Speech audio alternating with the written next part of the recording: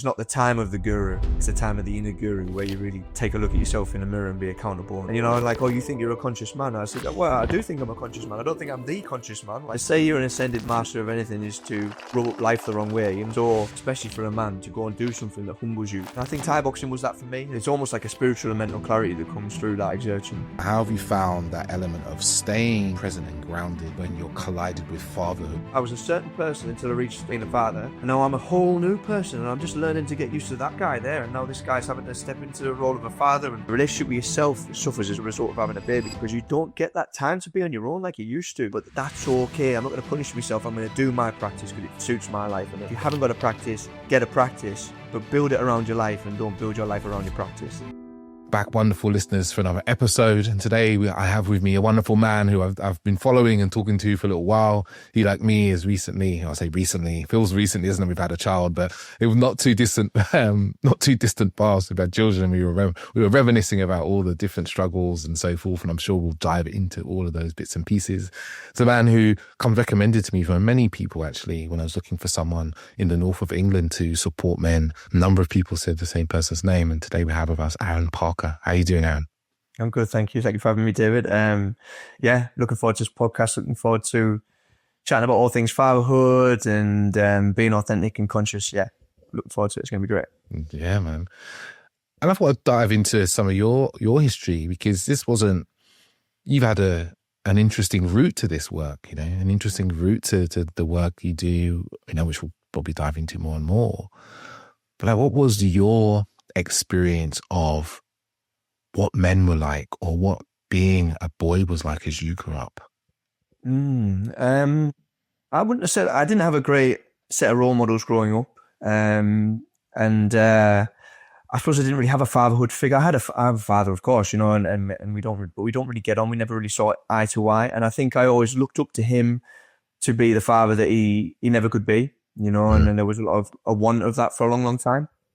And the role models that my mother had in our life, my little brother's dad and such as that, they weren't great role models as well. So I'd said really I taught myself how to be a man. So that is a challenge within itself, teaching yourself how to be a man. It's like you're going to get it wrong 1,000 times before you even remotely get it right. So there was a lot of that. And I lost my stepfather to cancer. He's probably the closest I had to a father. He didn't really know how to handle me, because by the time he come into our life, I was already lost as a teenager, a really bad adolescence. And I was just like acting out and, drink, drugs, rock and roll, you name it, I was doing it. And I was doing it to the nth degree, where it wasn't really enjoyable anymore, affecting my mental health, affecting those around me. So we had a really conflicting relationship. And then he passed, so we never really resolved. So there was always that guilt. So turbulent role models, turbulent within myself, and just, I really had a problem, if I'm totally honest, I really had a problem with trusting men as well as a result, really like with my emotions, but also just in general, not being able to trust. Yeah, I can really resonate with that myself, actually. And a lot of men I speak to is like not really trusting men. They don't learn to trust men to show up for them, and be there emotionally, being there to support them, to be there in the moments when they don't necessarily realize they need someone, and not to, what they do learn often, and that's what I learned, is like they're going to be critical, they're going to be judgmental, they're going to be annoyed at you. And that's like a cocktail for like a complete distrust, really, of a whole section of men. And we never learn how to create those bonds with older men, or even men who are our peers. Yeah, I wholeheartedly agree. And I think that transferred to my relationship with friends growing up as well. I would be very paranoid around male companionship, and wouldn't really put my faith in them. And I found myself not so much being alone, I suppose. I wasn't alone, I had friends, but I also just would always be a step back and not really get too involved. And up until recently, where like I've got a group of friends who I see every now and again, it's not regular, but I would probably not involve myself in what they were doing. They'd catch me every now and again, and I'd be quite distant.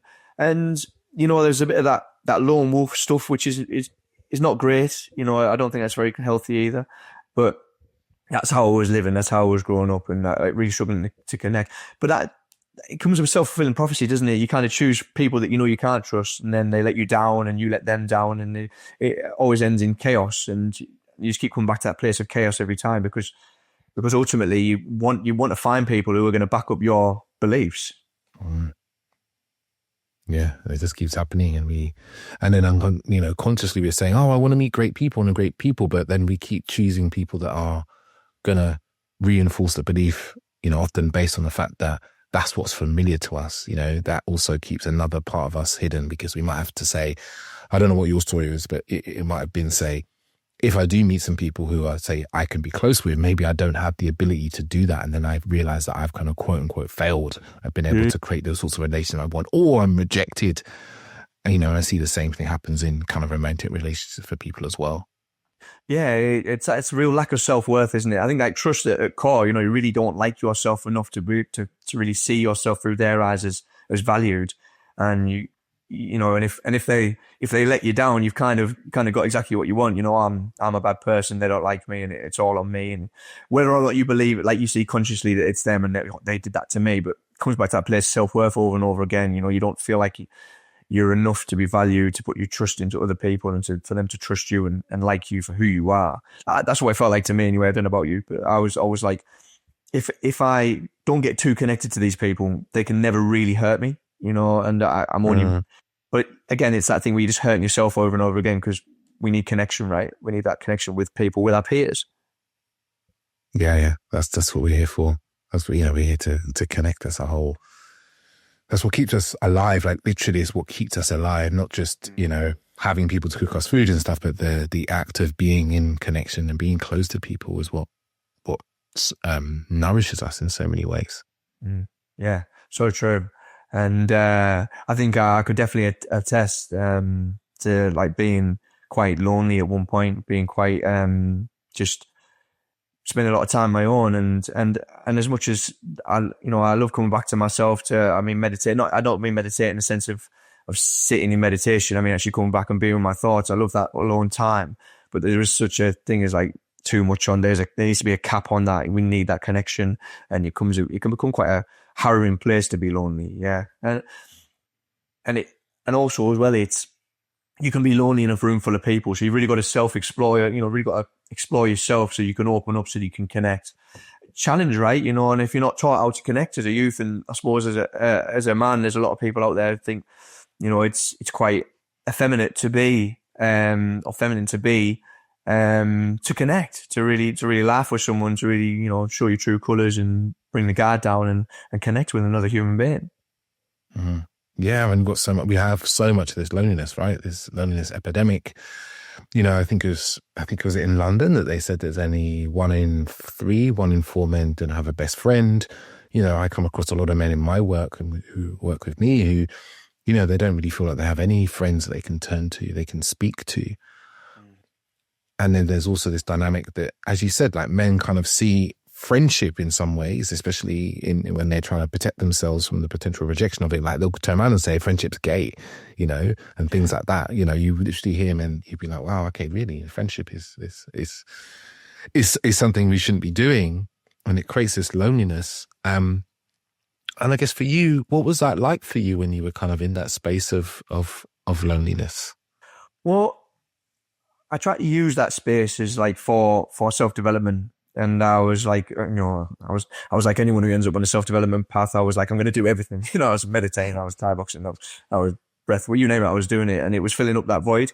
But the void is unfillable. You just like chucking in. You can read as many books as you like. We were saying before, you can read all the books, but unless you apply it, where's the wisdom in it? It's useless information. So I was doing all the things, I was saying all the things, but underneath that was that loneliness. So I had to reach out, and I think Thai boxing was that for me. Muay Thai has been a current throughout my life, and there's always this gym mentality where, like, you leave your life, your actual life outside the gym. You get to the door and you walk through the door, and it's a new life, it's a different life, and there's camaraderie there, there's friendship, there's ethos, there's lessons within lessons just in that hour and a half. So I built some really good foundations with some great coaches and some great friends, and they were friends for life now. So that was me breaking old patterns through the Muay Thai, through the Thai boxing. I think great for. I think martial arts as a whole is great for men. You know, you've got the discipline, the control, the surrender, the letting go of the ego, the humility that comes with it. But also great place to meet really good friends. If it's a good gym, you know, like you could go to a gym where it's full of ego, which, you know, I would 110% say stay clear of. But if you find a good gym and you find a good coach, and you are struggling, you know, grab that by both hands. don't let go. Yeah, it's something I was talking about. Maybe it was on a podcast I recorded a few days ago, and you know, one of the things, yeah, it definitely was, and we were talking about the fact that as men, one of the ways we bond is through struggle, you know, and through a physical struggle, as you described there, as like, you know, Muay Thai, Thai boxing, like you're gonna get hit. You're going to really go through your paces and meet your edges and be there for one another to pull another man up, you know, in his struggle or be struggling with him. Like for you, what did that do for you in terms of like the bonding? What was your experience of that? Sorry, say that again, David. In terms of the bonding? Yeah. With other men through that struggle, what was your experience? Yeah. I think it's, like you say, it was so important to go through the motions. Like my coach would always say to me, you would feel everything that you would feel in the outside life in the gym in the space of an hour. And you feel that sometimes you might feel a little bit of anger, you might feel a little bit sad, you might feel a little bit that you've been humbled, and you really need all those things as a man. And I found that like everyone else is feeling the same thing for the gym. So there's that camaraderie, that coming together, you know, and there's times when people have come in the gym and having really, really bad times, but they still show up in Thai box, you know, they still show up. It's like, it's important, it's integral to their life. And you watch people go through like arcs, you know, they go in and they're really low and they come up and Thai boxing saves them, and they might come back down, they might see them for a bit and they come back. And I think that's where you bond, you know, like you bond in those tough times, but you also bond in the really elated times as well. You know, it's a dance, absolute dance. I'm not going to say any names, but there's a guy who comes to the gym who has some mental health struggles recently. You know, he was like really, really bad mental health struggles.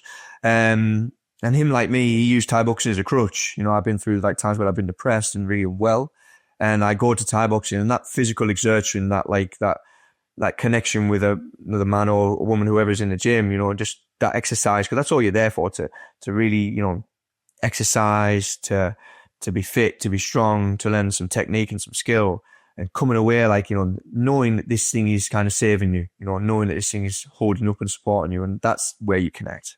Yeah. Yeah, totally.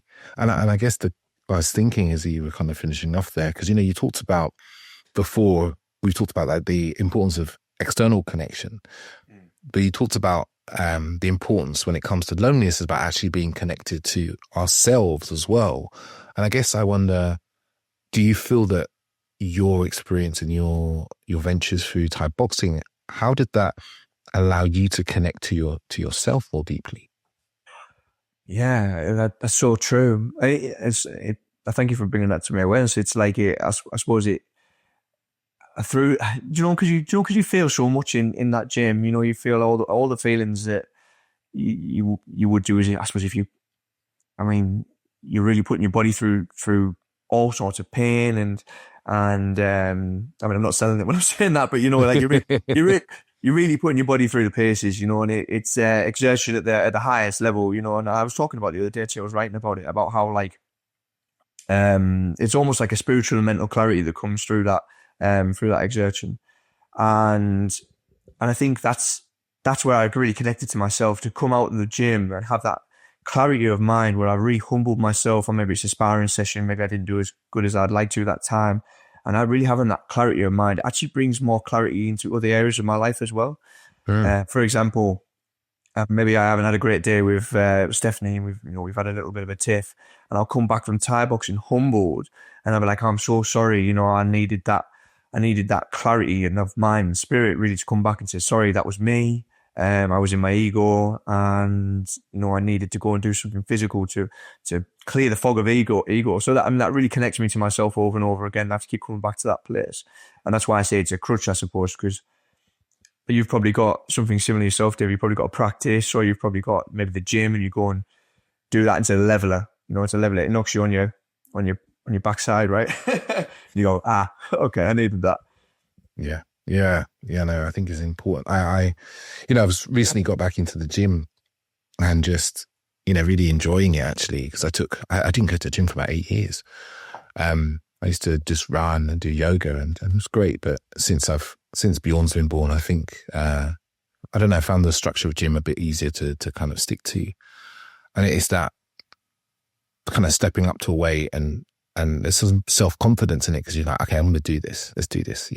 I'm back to squatting 100 kg, for instance, after, last time I probably did this was 15 years ago maybe. And I remember almost getting to like 6 reps and I was about to go for the 7th. And then there was a doubt and I was like, I don't know if I can do this. And then I went down and I started to come back up and I was like, oh man, this is hard. Yeah. And that moment there of being, and then just making it, you're like, oh, thank God. You look around and you're almost looking and wondering, oh God, did anyone see me struggling? But, you kind of look around and there's a part of your brain that's like, oh my God, did someone else see me struggling? And it reminds you just like, I'm just human, man. I'm just another human being out here. No matter what I do, the things I talk about, who I coach, it's like, I'm just another person here with struggles and fears and worries. And I find that, running does that for me as well, because for me, so much of my inner critic and the part of me that wants to always give up and just stop and have life easy just comes through in running. It's just like, David, let's not do this. Fuck this. Let's just just walk for a little bit. Let's walk for a little bit. Let's walk for a little bit. Don't worry about it. Like you've done enough. Like we can turn back around. And then having to kind of battle with that is just something that's so common for me in running, especially because I don't actually really enjoy running, but I do it. I used to do it quite often, not so much now. I think that's quite a human thing altogether. Like whether it comes in many shapes and forms, right? But it's like it's the getting to the gym, which might be the hardest bit for most people. It's the packing the bag and going. Sometimes I'm like, absolutely not. I'm not going to the gym tonight. But I go and it'll be one of the best sessions I've had for ages. And that's it. It's that little voice that says, "Don't do it. Be lazy." Sack it off. You're kind of coming against yourself all the time, and honestly, the physical is such a release for the spiritual and for the mental as well. Like it's so important, so integral. And I, like you, I'm like, I use Thai boxing, not in my coaching, I might use a metaphor with the coaching and stuff. But I use that as like, it's like my counseling, like my therapy, and I do therapy as well, because I don't feel like I can coach people unless I'm doing some sort of work on myself at the same time. I think it's important to do that, but also that physical, especially for a man, it's probably the same for a woman, but I can never have that perspective. But especially for a man to go and do something that humbles you every now and again, so that you can go, I'm just like everyone else, and don't let the ego get the better of me. It's easy to have that fog of ego come over as your man and just be like, sometimes it's like, oh, I'm the shit, or oh, I'm absolutely shit. You choose your poison, right? But they're both as bad as each other in some regards, Oh, yeah. Yeah, well, on that ego, it is such a wily beast, isn't it? I think, and we work with men. I talk about men. It's such a wily beast because, we live in this time where there is this loneliness for men, or this frustration, a feeling of like not belonging and not having any worth. And there's so much, we just have to look at the news to see like the different levels of ego at play. We can see world leaders who are just basically just saying what the fuck they want without any justification for it, if it makes sense or not, or people who are pointing the finger and blaming a group of people for all the problems in their country or the world. And then we also then have the kind of mirror flip side of that ego in a lot of men who are feeling, really worthless in this world, or, men who are completely, there's like the guys who are like men going their own way, who completely turn their back on relationships completely and feeling worthless and pointless and even sometimes angry because of that. And I don't know what the question is, but I guess the topic I'm thinking of is like how the ego surfaces and really impacts men who are just not conscious of that's what's at play. Yeah. Do you know what I'd say as well? And when you say Wily, I think that's so true. Like it's a snake, it's got you before you even know, it's got you wrapped up and you don't even know it. And sometimes you need that pattern breaker to be like, whoa, I was in my ego there, and we're in a time of mass communication. You know, the information's at your fingertips at all points, and it's bombarded on you, and what you consume, you become. And there's a lot of, you'll agree, you know, it's not just the world leaders, but it's the social media, it's the podcasts, the incel podcasts, and the hate towards women and stuff. And actually, none of it actually really serves a good purpose. And this is why I love Stoicism, and particularly this phrase, and particularly this quote. I might butcher it. It might be paraphrasing a little bit here, but I think it's Marcus Aurelius said, you know, go and be part of the crowd, but like, don't become the mob. Come back to yourself and meditate. And I mean meditate in the sense of like, come back to your thoughts and know yourself. And whether you do the physical meditation at the same time, fantastic. But just be an account of where your mind's going, and know that it's your mind, and that there's someone watching and listening to it, right? You know, like in a way, it's like a bit split. You feel like a bit split. And I don't mean that you're like two people, but there's something going on eternally with the mind, and there's someone watching at the same time. And you just got to remember that you aren't those thoughts for the most part. Yeah. Yes, really. And it's interesting you say that, because I ran a program a little while ago for men, and one of the weeks I said, guys, you're not the thoughts, the little voice in your head. You are not that voice. You don't have to obey that voice. That voice is not necessarily telling the truth about reality and how things are. And, you know, sometimes we think this thing is so simple. And one of the guys was just like, fuck, I forget this all the time. I listen to that voice like it's the truth. And I guess what I wanted to also get is two definitions from you, actually, before we carry on, because I know we've glossed over two things that maybe people don't fully understand, and they have different meanings to different people. One is the ego, you know, your definition of what the ego is. And the second is your definition of Stoicism, because that's a word that's kind of bounded around by men, and that definitely deviates from the philosophy of Stoicism. So ego, I would consider two ends of a scale. You know, I would say it's not centeredness. I would say it's self-loathing and pity and misery, you know, on one side, pessimism. And I'd say on the other, it's arrogance, and, you know, you can lose yourself to elation as well as to misery, right? You know, and it's the other end of the scale as well. It's not, you know, I think the one that we hear about the most is the one who's egotistical and arrogant and overwhelming, and, you know, thinks they're the shit. But there's the other one as well, and that's like the adverse ego, you know, the one that's like the pity party. They can never be helped. They can never help themselves. They're always a victim. So I would say that, like, ego is either end of the scale, and where we would like to be is in the middle. We're going to go left and right, you know, pulled side to side. We're going to have a day where we're like feeling miserable and, like, you know, pulled into the hole a little bit. We need to come back. And we're going to have days where we think we're absolutely the bee's knees, and, you know, often we get leveled by the people around us, hopefully, or Muay Thai or whatever it may be. But yeah, that's what I would say ego is. Ego is the little voice that says, it doesn't tell you the things you shouldn't do. It tells you things that aren't really helpful. You know, they don't lead to a balanced life. And Stoicism. So Stoicism is a tough one, because at the minute there's this Broicism, which is like not understanding your emotion. They believe, you know, to be quite callous and to be quite hardened, and you've got no emotions. I don't believe that's true at all. Stoicism is about understanding yourself and having control of those emotions, because we don't want to lose ourselves to passion. We don't want to lose ourselves to anger. It's anger, greed, and lust. You know, they're the three evils, in my opinion. You know, you can lose yourself, you lose your relationship. Everything can be lost to lust. Everything can be lost to anger, and greed. You can lose yourself to greed. And there's this theme of like it being like this callous thing. It's not. It's really understanding yourself, and I would say it's rules for life. You know, it's rules for life to keep you in check, make sure you're not overindulging in something, to make sure you're treating yourself with kindness. Also, keep treating the people around you with kindness. You know, what are you doing for the good of man? You know, they say that quite often in Stoic texts. You know, what are you giving to society? I think it's true. I think we have to play a part in society. You know, like, I think we have to give something to get something back. You know, we're part of this collective. There's quite a lot in Stoicism, like the rules, I suppose, but it's been just, honest, true, virtuous, without arrogance. Even, you know, like everything is.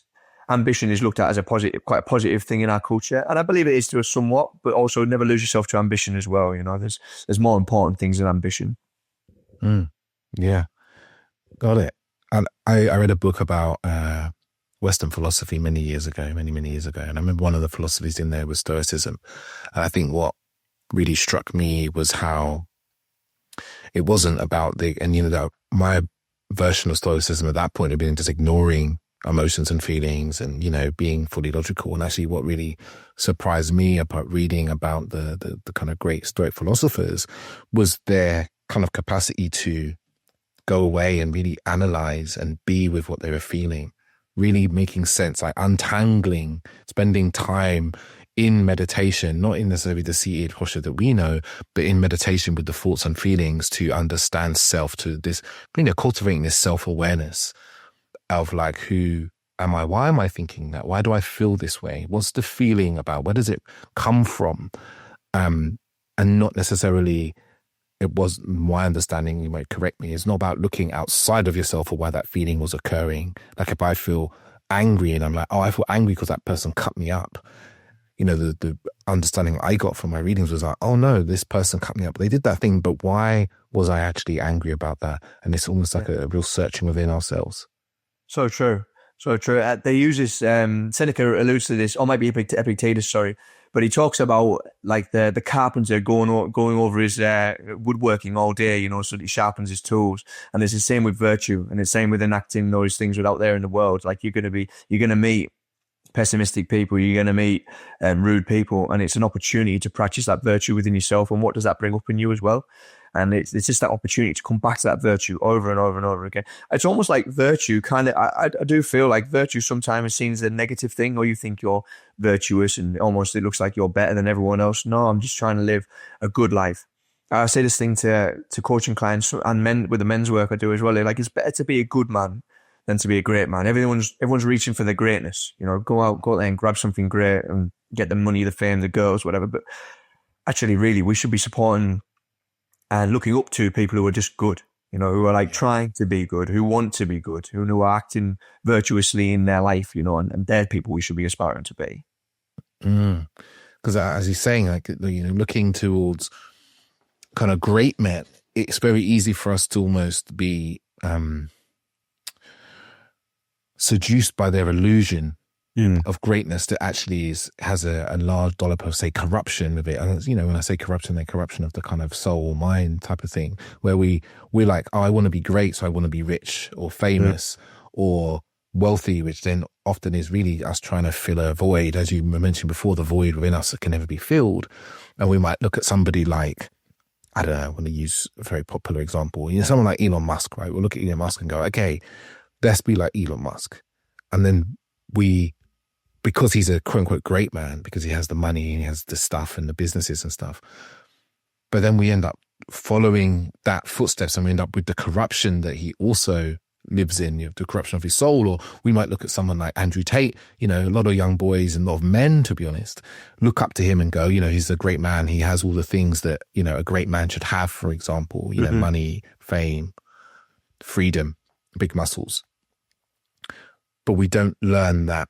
We don't learn the self-awareness piece that, we've been talking about here, around being like, oh, like, why do I feel angry at women? I know I've now pinned it on women, but like, what's looking in ourselves? We take on this corruption from someone because we wouldn't be a great man, instead of looking at good men like the butcher, or the dude who we see every week, who, I don't know, man, he might work in a shop. He might be your coach at the gym, right? He's a good man. Like, he's not perfect. He's kind. He's loving. He's firm. He has morals. He might not have the biggest, he might not drive a Bentley, Ferrari, whatever car. He might not have a massive house, but he has goodness in it. And it's almost like, as a lot of men, we've kind of lost our ability to see goodness. I don't think it's just men. I think as humans, we've become so polarized and cynical that we just don't even see the goodness in people, and the goodness in men in particular often. No, not at all. We look for sensationalism. We're looking for people who have it, and who are saying something shocking and something like out the norm, and they're the ones that are showed on social media and shared on videos all over the place, and it's easy to get drawn in by that. I have friends who send me Andrew Tate videos, and I'm like, it's not for me to watch, like if you vibe with him, that's cool. It's not for me.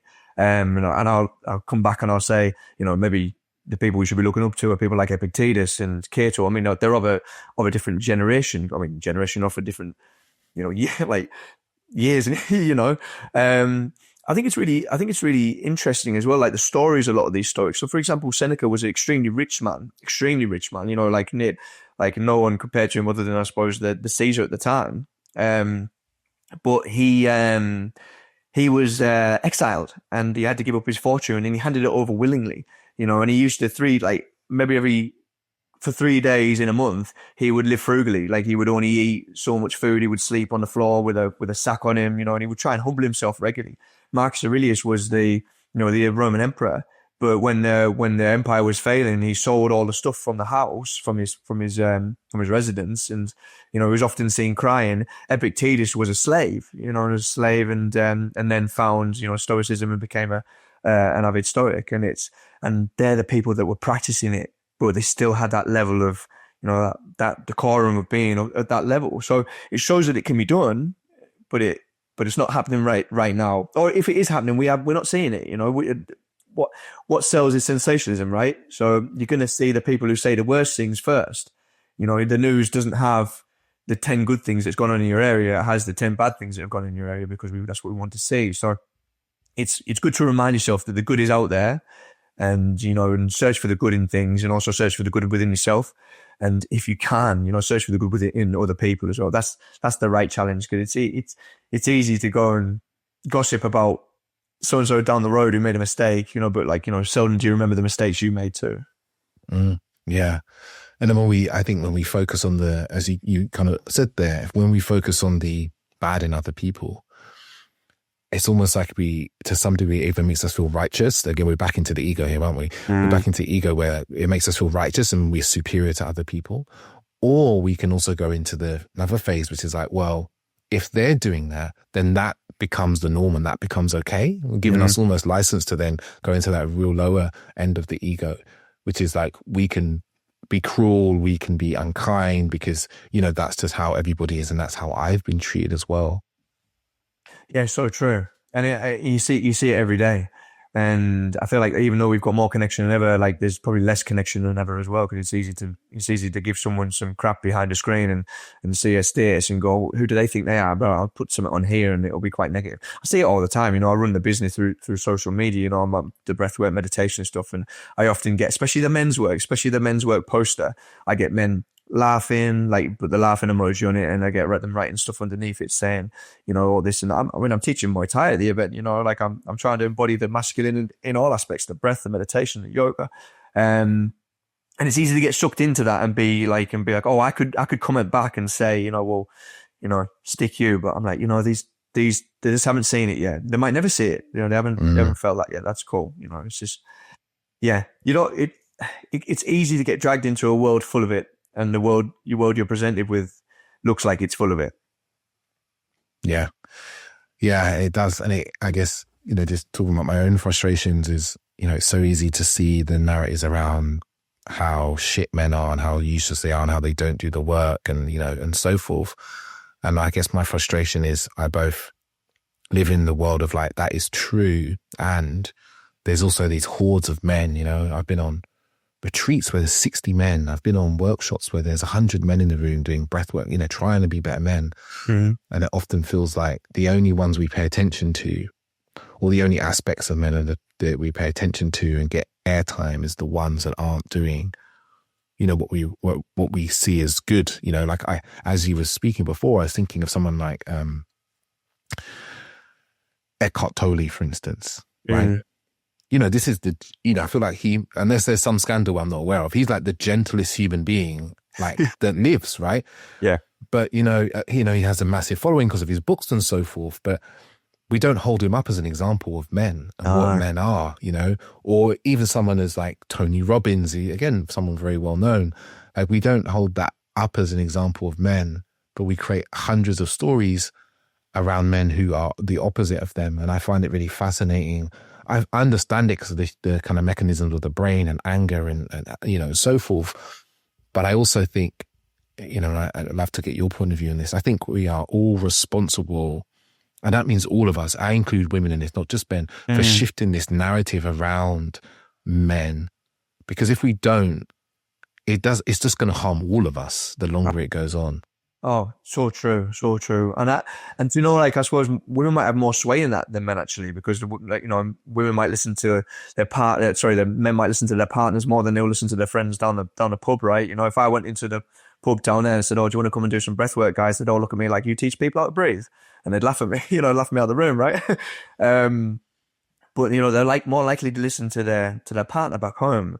And I think there's that narrative with women as well, like that man hatey thing, like, you know, they're all the same. And, you know, men do it as well. You know, I hear it from people all the time and men do it as well. Like, not to deny that, but there is that man hatey thing. You call us a mallard, you know, that's what we're about. We just want to fight and shag, you know, and we don't listen and stuff. But for those of us trying, and there's a horde of men really trying to really learn about themselves and be more, you know, like they don't so much want putting on a pedestal, but we're out there, you know, we're doing the work, and the narrative needs to change on that for sure. How we go about that is, I suppose, keep sharing the message like we're doing now, and just doing our best to reach the right ears. I suppose more ears, more mouths, more eyes. You know, that's the way to spread the message. I think is the conversations need to change, definitely, and maybe not even so much the conversations, but how we listen. Yeah, this like. Talking is secondary to conversations, right? Listening is so important. And I think we often forget that. I forget that sometimes with my partner, and I need to be, and I go, maybe I should just listen, you know, you probably do the same, you know, you just do. Yeah. Yeah. Yeah. There's something you said I wanted to jump on. You said, slipped away. The listening is so important because we just spend so much time listening through this lens of who we think those people are, right? We're just like, oh, my partner is nagging, complaining, you know, whatever words you want to use, this, you know, standard lens and then we don't listen to them and who they are. And that just really hurts us so much. All of us, right? And I remember now, you were saying about, we don't want putting on a pedestal the men who are actually doing the work, because they are. We don't want to put in a pedestal. It's not our desire. I think what we need to be is really conscious of the fact that, like, we create our reality through our words and our thoughts and our actions. Like, we are all creating our reality, and we often are believing if we focus on the negative, we can shame or anger other people into change, and it can feel quite powerful. And I'm not saying we should ignore it because it's not necessarily the way, but like, it doesn't work. No. It doesn't work. You don't shame people into change, especially when you don't show a clear pathway. Like, it's something I was watching recently, and it was saying that so often when it comes to men, we tell men what not to do. Yeah. Right? Don't fight. Don't be angry. Don't be too horny. Don't talk to women in the wrong way. Don't harass women. But we don't actually fill that gap with what we want them to do, or how we want them to be, or the principles and values we want to embody. And if we do, we say something like, just be better, which is a very vague and useless thing to tell men, right? And actually, the men and women in the world who are trying to offer some kind of solution, ways of being, I find, and I don't know what your experience of this, we're often met with a lot of critique of and the ways that we're doing it and how the ways of doing it wrong. And I find it really fascinating because it's like, well, I'm here I am doing this thing that actually I'm seeing results in my work and with the men I work with, but I'm also met with loads of critique from the same people who are angry and frustrated about the ways that men are actually being that doesn't actually work, but you're pulling apart and giving meaning to certain strands of what I'm talking about when I'm doing, that you don't fully understand because you haven't taken the time to listen and actually observe. Yeah, so true. What do you fill the void with, right? You know, like, you got to fill it with something, and like, and that's why I love the Stoicism, because it gave me the at least at the base level, the foundations to build myself up from, because the principles were there, and you need good foundations, good principles to make the rest of it work. And yeah, and I honestly, you get that critiquing all the time, and it's just a lack of understanding, I believe. And I suppose stuck in old ways, you know, people want change, but then they're frightened of the change. What would that mean if these people actually change and showed up for themselves? You know, what would they then be? It's a really challenging one, because we're really trying to do is help people be better people, right? And help them be more authentic people. But that takes a level of accountability. It takes, number one, you've got to be accountable with yourself, because you've got to iron out your creases before you can go and tell someone to do the ironing. And then you've also got to hold a mirror up to them and say, like, these are your problems. I mean, accountability leads to authenticity, right? Without that accountability, there's no growth. So like, you've got to hold that mirror up and say, like, this is what we need to work on, and we need to work on this together. We can do it together, but first you got to have a good deep look in the mirror. How do we reach the people who are? That's the question, is it? How do we reach the people who are, throwing the darts at us and saying, like, you're doing it wrong. Even though we're getting results, you're doing it wrong. How do we do that? Yeah, in a way, what's good with those people is at least they're engaging, right? This conversation engaging. They're in the conversation. There's a part of them that's curious. There's a part of them that wants, they see something for themselves. Maybe they can't fully acknowledge it, but they're critiquing. I guess how I personally do it, and I'd love to hear what you do, is I ask them about what's working for them and what's not working for them. What's going on for you? Like, okay, you think that, today someone was telling me that, we shouldn't talk about leadership when we're talking about relationships, because that's related to the old way of relationships. And I'm like, yeah, it is the old way of, like, or the way, not old way of relationship, more, it's about relationships that are connected to men dominating women. And I there was a point where I just stopped the conversation. I was like, I'm not going anywhere here. But if I was to carry that conversation with that person, I'd be like, well, it's your meaning, the meaning you hold around leadership is tied to domination. And I'm not talking about domination. I'm actually talking about the opposite of domination, which I guess to some degree, not the opposite of domination, but the healthy side, which is co-creation in here. So not that you're wrong, but you can see that the meaning you're placing what I'm saying is about the meaning you're holding. Are you willing to release the meaning you have and take on a new meaning around this topic that could actually be, really great for us? But at least they're in the conversation. You can kind of have a conversation with them, because they're curious, or they're frustrated, or they're wanting to create better. It does, and I'm only small fry in the world of what I receive. I know some people that get some pretty nasty comments quite regularly, but it is like, at least people are in the conversation of engaging in some way. And when people engage, you can at least start to understand their world a bit better, or I get it a lot with dating, and people are like, oh, but women are all like this and women just want men like this. And I'm like, okay, is that really true? I know that's what you feel. Or is that your experience? Yes, that's you're experiencing, but can we look outside of your experience and start to look at, show me where this isn't true? Can you, in instances in your life, for instance, where it isn't true, I'll give you an example. And the example I use all the time is, guys go to me, oh, women don't want short men. And I'm like, okay, I understand that. I see that. I see the women choosing on high. But to blanket all women in that way is actually really reductive. And there's actually probably, all you really need is a certain percentage, right? 10% of women that don't think like that. And you're good, right? Yeah. You'll be fine. You just need to find those 10%. And okay, they're only 10%, but you just learn to meet those women and you're good, right? Is that true? Yeah. And I'm like, well, my little sister just got married to a man who is shorter than she is. I'm like, you wouldn't know that she doesn't care about height until you get talking to them, right? So that's what you got to do. Yeah. It's like getting into their world. At least they're engaging. You can start to shift the kind of mental aspect of people are actually engaging. Yeah. Getting into a narrative about something, then the conversation's open. I think it's when conversation comes to an end, that's when you find like the struggles start, like in a relationship, and we're talking peace. If there's no more peace talks, there's no more peace, right? And it's that always open for conversation. And that's what I hope.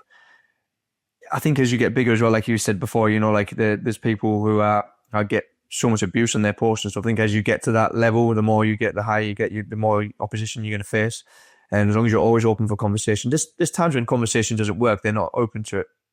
But if they are, I think we're kind of obligated to say, well, can I challenge your narrative? Can I challenge what you're saying with another perspective? And I think you really, I suppose that's a conscious man, that's an authentic man, is someone who's open to the conversation, at least, to be challenged, to be wrong. I think that there's this thing that I say to coaching clients all the time, and it's if you're in a room full of people just saying you're right all the time, just telling you what you want to hear. Same as being the smartest person in the room, you're in the wrong room. You're in the wrong room if you're in a room full of people just saying, yeah, what you believe is right, what you believe is okay, and what you're doing is okay. You need that. I'm not saying you need that, someone who's sort of like point the finger going, you're always wrong, but like, you know, someone who's willing to pull you on your shit, you know, to really pull you up. Yeah, for sure. You need people, and you need people who will be honest with you. You know, I think that's something that's can be hard to face as well. Sometimes being, you know, the part of our ego that doesn't want to feel like we're wrong or we're bad in some way, and we can resist that quite a lot. You know, you mentioned there about being like a conscious man or an authentic man, and I know I did a post about this not too long ago, which I deliberately was contentious. Because I see often, I see a lot of stuff where people talking about awakened women and a conscious man will, and and I want to get your perspective, and I have my perspective, so I'm going to share. Is like sometimes we're creating this person who is like up high, and we're saying they do all these things, making them seem quite flawless in some sort of state of perfection. And then what I see quite a lot is people then latching on to said content and stuff, and then projecting themselves into being in that place. You know, like if someone's talking about awakened women, and then the women in the comment section are like, oh my God, I'm an awakened woman. I can't wait until I meet my conscious man. And then, you know, but there's none of them around. And I guess my gripe with it is a bit like, but are you really? Are you really up there? Or you are fantasizing about being yourself? Or are you so self-aware that you are unaware of your own blind spots and your own ways of being dysfunctional? It's unattainable. Yeah, that level of self-awareness, it's unattainable. Like you would be flawless. You'd be in a cave meditating for 14 years, and then the other challenge you've got with that is being absolutely socially stunted because you've never spoke to anyone. You know, it's not real. It's unattainable. People have asked me this question before, like, because my name on Instagram is Conscious Man, and you know, like, oh, you think you're a conscious man? And I said, well, I do think I'm a conscious man. I don't think I'm the conscious man. Like I'm above you, and I've got all the answers. I certainly don't have all the answers. I've got a few, and you're welcome to have them. You can have them for free. The gifts, you know, I was gifted them by someone else, or something happened to me, and the gifts, you can have them. A conscious man or an authentic man is someone who knows he's got flaws, who's constantly working on himself, who comes back to, you know, like let's say I was doing, I'll go out into the world and try and be stoic, but I'm going to make a mistake. I'm going to lose myself to a passion at some point. I'm only human. As long as I come back to that place where it's not too detrimental, but I realize that like I'm not perfect and I'm still working on myself, and that's the best way to help other people, is to be one step ahead, number one, because you can't teach someone who, if we're in the same place, but also knowing that like there's still work to do. That's a conscious man. That's an authentic man. I don't think this awakened movement, you know, there's a lot of people who are ascended masters and such as that, but I think it's fugazi. I think it's like people looking at these people as gurus, and it's not the time of the guru. You know, there's been that time, right? It's the time of the inner guru where you really take a look at yourself in the mirror and be accountable, and that's what's important. Accountability leads to authenticity always. Accountability leads to being more conscious, definitely. Yeah. No, I really agree with you. It's like me and my partner have this joke sometimes, is that to be conscious, you need to acknowledge that there's parts of yourself that you're completely unconscious of, and that they will rear their head at any given moment. And then suddenly that label you have of being conscious suddenly disappears, and will continually cyclically disappear, because suddenly you become aware of this aspect of yourself, or this thing that you're doing to other people that you didn't even realize you're doing because it looked different to you, and that there's no hill to kind of get up onto and go, oh, I'm now conscious and I'm awakened. It's this kind of constant process of, I use a word that you've used quite a few times, of constant humbling. Absolutely. You know? Yeah. And because otherwise we get into kind of spiritual ego of like, oh, I have reached the pinnacle and I am aware, I'm self-aware, I know myself. That phrase, I really fucking hate when people say that to me. Not maliciously, but sometimes when people go, well, I know myself. Yeah. And I'm always a bit like, really? Yeah. Well, I don't know myself. No. I'm not trying to claim I do. You know some of yourself, and what you know about yourself can be flipped on a penny at any given moment, right? And it's like, you're like, oh, actually, maybe I didn't know myself at all. But it's the relearning over and over again. I think the thing is as well is that like it's like time is it's not linear in the sense of knowing yourself. You know, it's like you might know this version of yourself at this time, and then you maybe might be learning a new version of yourself. You know, like this, we were talking about fatherhood before. You know, I was a certain person until I reached having a baby and being a father. And now I'm a whole new person, and I'm just learning to get used to that guy there. And now this guy's having to step into the role of a father and teach and be more, have softer edges than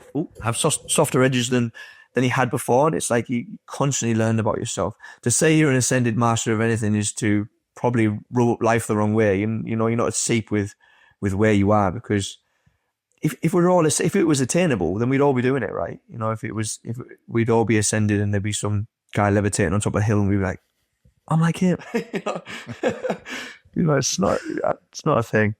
Yeah. And I guess a question for you, I'm interested to hear, is like, what do you see as the kind of pitfalls for a man who is on the path of increasing his consciousness and awareness? Mm-hmm.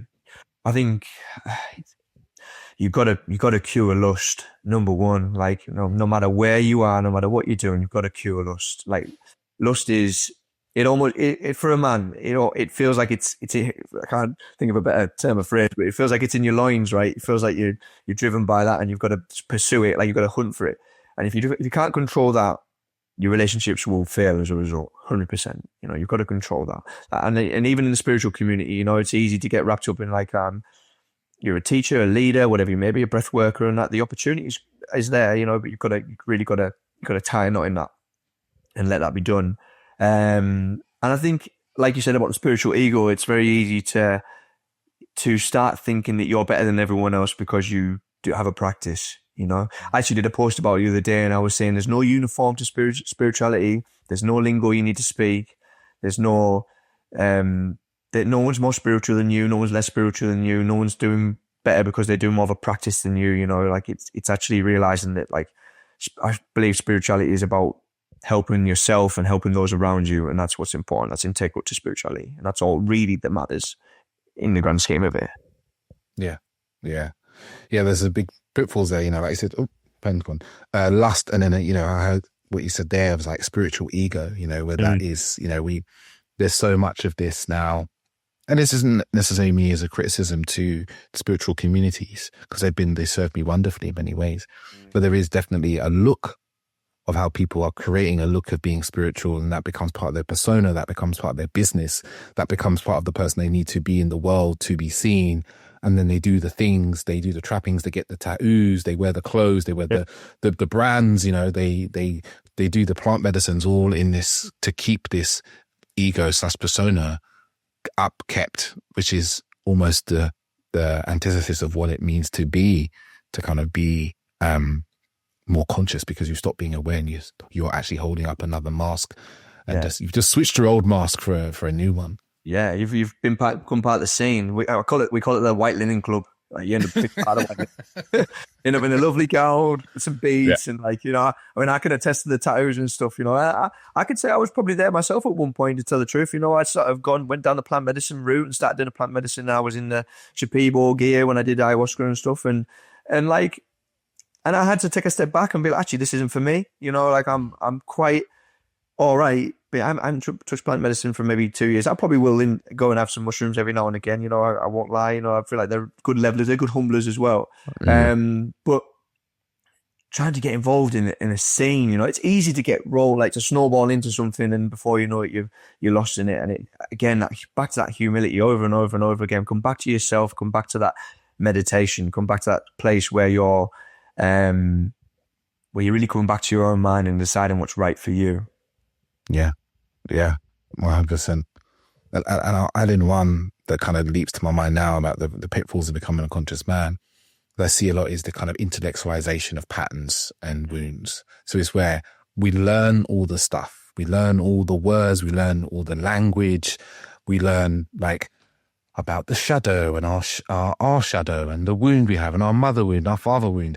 And we've intellectualized it so much in the and it makes us feel like we're doing something about it, but actually we're doing nothing. We're just talking about it constantly. We just know all the information, the books, the podcasts, the people, and it's just this big intellectual layer that sits above anything, huge gap between the actual embodiment of this teachings and learnings.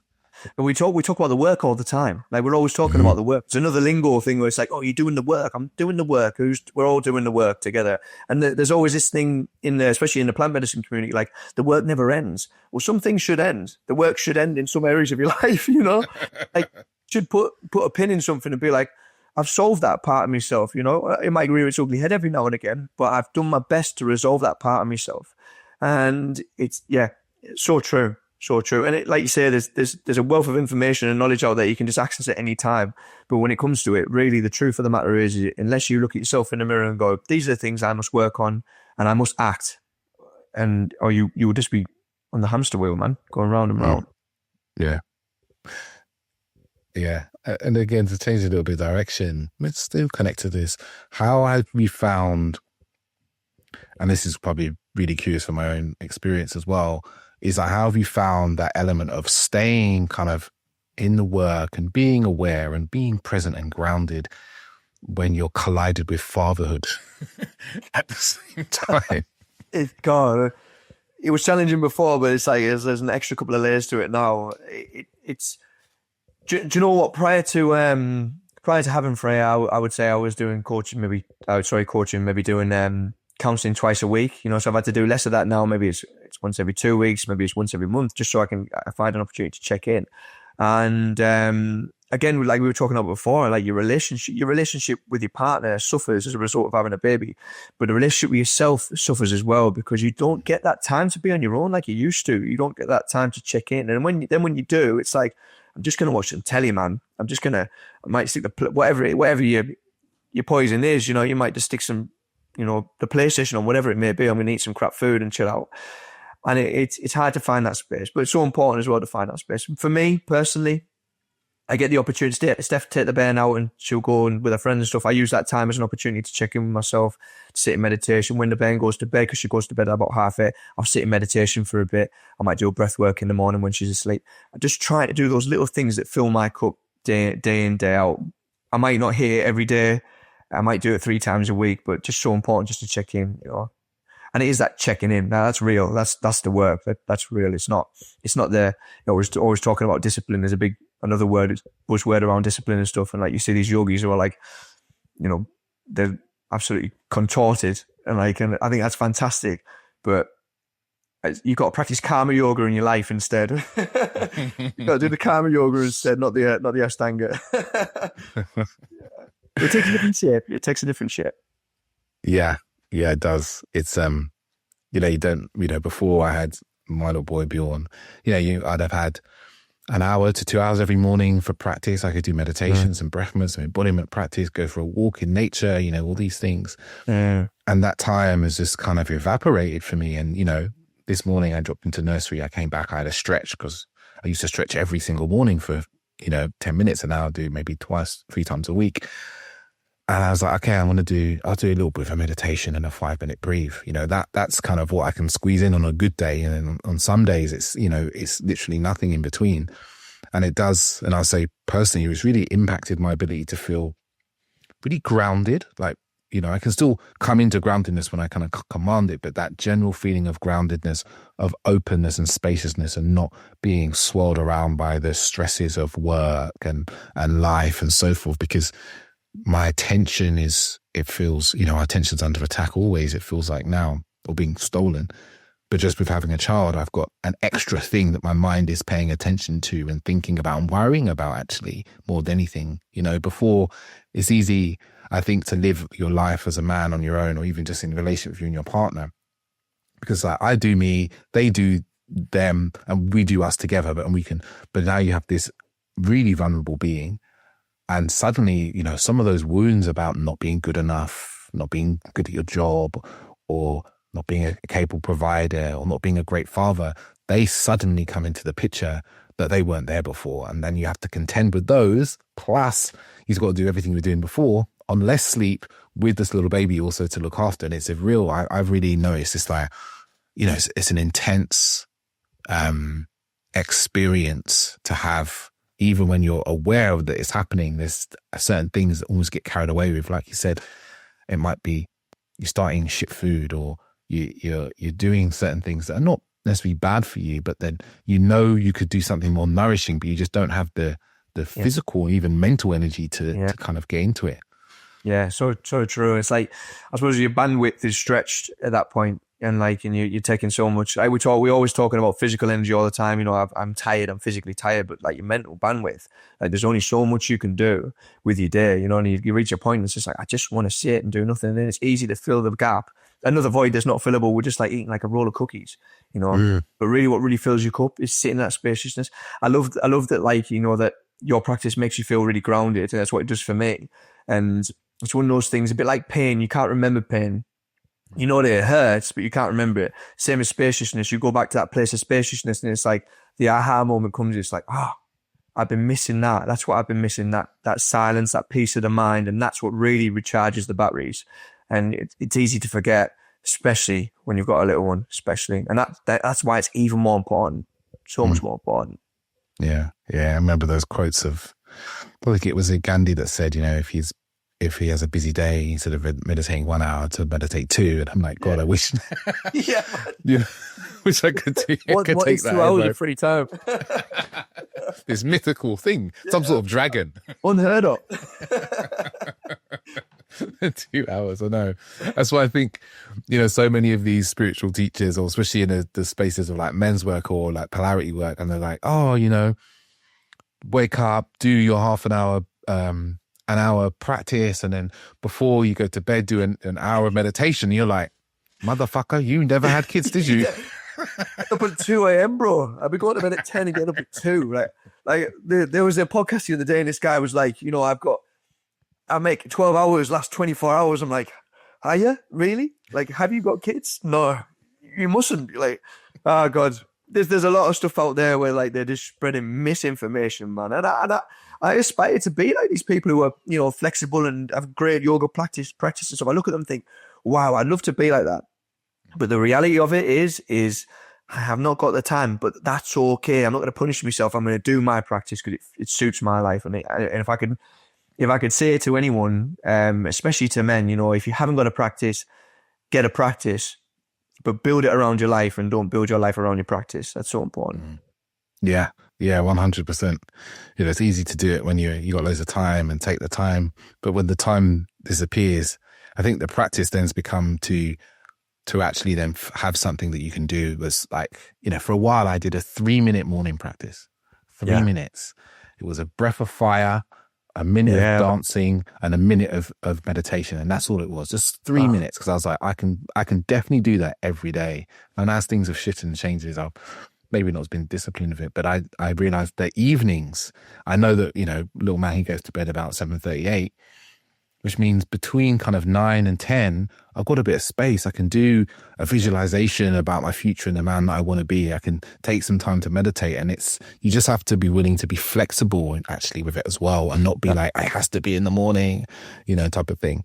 Yeah, I think that, and I went through that process of like, I was such a morning guy. I was like, breathwork half an hour, do some ashtanga, you know, and now the roots, I get up in the morning with a Ben. It's always my rule that I get up at 5:30 every day with her. She wakes up on the dot, I'm up, and we have a little time. And that's become that's a new practice within itself, to spend that time with her. I, like you though, now have like warmed to doing an evening practice, whereas I wouldn't do that before. So yeah, it's finding the space for it. Definitely. My pranayama teacher, she said to me, if you can do 8 minutes of pranayama a day, you're doing enough. And I think, you know, like 8 minutes a day, we've all got 8 minutes a day, definitely, to do a little practice. 10 minutes a day, you've got a little bit of time. Yeah, especially the end of the day, just before bed even. Yeah. That's the time that we all kind of have, pretty much. Yeah. But it's easy to give up before the end of the day, but you got to do it, right? Yeah. I might just sack it off today. Yeah. Oh, man. Oh, Aaron, it's been a pleasure, man. Real pleasure to speak and just dance through these different topics of, you know, what we experience as men and what we experience as fathers as well, you know, because As we kind of said before, no one gives you a manual. No one gives you a manual. This, now I feel we're quite lucky. There's a lot of information out there. There's a lot of great podcasts and books and even research out there about fatherhood. But, once you get into it, it's a whole different kettle of fish, that stuff starts to fly out the window. Yeah. Which one do you choose? Right. So yeah, there's an inner knowing. There's an inner knowing you're doing something right. And then, find some good mentors in your life and, you're onto the right chord. Definitely. Yeah, honestly, I was going to say, David, I really enjoyed our conversation. I really enjoyed it. It's nice to chat about fatherhood to someone who understands and is in a similar position to me, who's trying to squeeze a little bit of practice in and also help people at the same time. I really enjoyed it. Yeah, man, but the pleasure is a real thing to squeeze the things in when you can. Yeah. And also just to talk about the state of men and how we feel, because I think it's easy to. I think sometimes even. I feel in my position of I'm so close to men. I often sometimes forget about, because all the men that come into my world, imagine similar to yours, they want to do the work. They're like, let's just do some of this stuff. I want to, most men come to me because it's a better relationship they want, or they want to meet the woman of their dreams, or they want their, those are the two things. But when we zoom out, sometimes, you realize that there's all these men, there's millions and billions even of men who have not even considered doing the work at all. And I often feel a lot of hope in that, actually, because they haven't considered it, they haven't turned their backs on it. There might be an openness for many of them because it just hasn't crossed their paths. Yeah, that's it, isn't it? And I think it's a fantastic way to envision it. To be honest, I hadn't really thought about it in that way. I think it it's right. I think maybe a new perspective for me, because I presumed quite a lot of people are closed off to my work quite a bit, and maybe it's just something I take on board that they haven't said no. So there's still a yes out there somewhere for the right people. And it's funny, actually, it's the ones you least expect that come and message me and say, I'm more, I don't know about you, but I'm more likely to get someone to do the coaching who hasn't done any coaching before, who's looking to come from a place of feeling like they're unconscious and haven't done the work, and they've just realized that, or maybe a partner's brought that to their attention, and now they need to do the work. And I'm like, absolutely, let's go, let's do it. Yeah, no, I get a lot of that men who come who are like, I've never done anything like this. They said there was a lot. I've never done anything like this. And you're like, it's okay, it's cool, but they see that there's some sort of pain. For me, it's always relationship pain. It's a breakup, or they've realized they don't want this pattern to continue. They can see it's a pattern that they want it to continue. And then some of them, it's like you said, their partner. I'd probably say about a quarter of the men that come to me because their partners either recommended me directly, or their partner's like, something needs to change and they want to keep the relationship. That's a really common one that comes my way. I get that. I get the same, to be honest. I really do, yeah. And we were talking about how the narrative needs to change from the women. I think that's the women doing, that's the way that it is changing. That's the good part of it, actually saying that, I'm not going to leave you, but you need to do the work, The other side of that is, don't just do it for them, do it for yourself, else it won't work. Yeah. And that's what you kind of said before, is that there are men out there, some men's change will come directly through the women they're with, because they mention something, they see something, and they see it from themselves. Men do listen to women. There's a good proportion of men who listen to their partners, their women, they really trust them. And obviously there's a proportion of men who don't, and they never will, or until it's too painful often, and there's a solution presented in front of them. Yeah, absolutely. Yeah. Well, honestly, I think the best thing with this conversation hopefully reaches, men, and they hear what we're talking about, and they know our backgrounds and where we've come from. And I think a lot, where it needs to change as well is the tide of I've got a background like similar to you, where it's struggle and turbulence and stuff, and you can still have all that, and you can heal and become a better man, and still keep your manliness along the road. You can still keep that that part of you which you feel is integral to being a man. I think that's the fear in a way. I think it's the losing that. I think you're going to lose that manliness to you that you've kind of got, but it's more ego than it is anything else, Yeah, 100%. 100% the fear of losing. And then the fear, I see also that the fear of the unknown, of what that means if I let go of that quote unquote man I need to be now. Who am I going to become? And will I become someone, or can I become that person? There's all kind of wrapped up together, I see, with a lot of men. Yeah, that fear of change. Yeah. We're doing it. We're getting there. Oh, Aaron, it's been a pleasure, man. Been a real pleasure. Absolute pleasure. Thank you for having me on. Yeah, man. And I imagine the listeners are wondering where they can find you, you know, what you've got going on. Because I know you do a lot of in-person work as well. You know. Yes, so they can find me at theconsciousself.co.uk and my socials at conscious__man. But you can message me privately to do one-to-one work, to do the coaching stuff. I only take on so like you can only take on so many people because you want to give them the right attention. So I've only got space for one person right now. But yeah, just come and experience an event or retreat. Come and do some breathwork with me.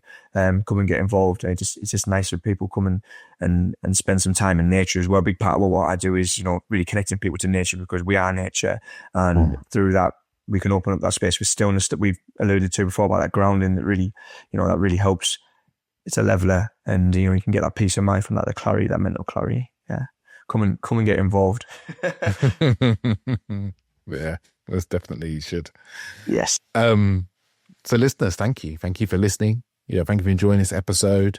A little request, like, if you enjoyed it, share it with somebody or tell us. You know, it's always really nice to hear when people enjoyed episodes and what they've enjoyed about it. So feel free to reach out to either of us, and share this with someone else in your life. Maybe there's another man out there that needs to listen. Maybe there's another woman in your life who, you know, doesn't realize that men can sit and have a conversation like this and look at our own responsibilities and so forth. So share it with them. But that's enough for today. And I will just say, you know, ciao, ciao. Yeah. Thank you very much, bro. Thank you for having me on.